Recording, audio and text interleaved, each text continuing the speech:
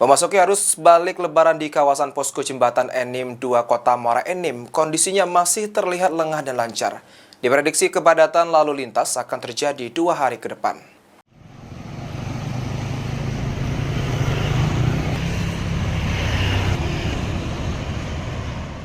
Posko pelayanan arus mudik di Simpang Jembatan Enim 2 Kota Muara Enim siap menghadapi arus balik mudik lebaran 1446 Hijriah.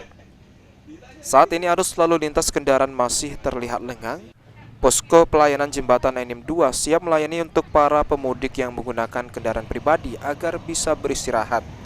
Bagi pemudik yang butuh bantuan medis, sudah disiapkan pelayanan kesehatan. Kepala Posko Pelayanan Jembatan Enim 2, Ibda Edi Fran mengatakan, saat ini arus balik dari arah Palembang Batu Raja dan sebaliknya masih terlihat sepi. Kendaraan masih terpantau lancar, namun petugas kesehatan dan fasilitas pelayanan sudah siap memberikan pelayanan pada pemudik yang akan beristirahat di posko jembatan Enim 2. Rata-rata perharinya mungkin sekitar di bawah 20 kendaraan.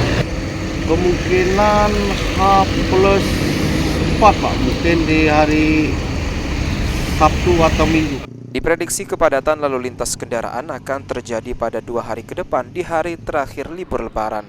Pihak kepolisian menghimbau kepada para pemudik yang menggunakan kendaraan pribadi dan angkutan umum untuk tetap mematuhi peraturan lalu lintas dan lebih mengutamakan keselamatan dalam berkendara.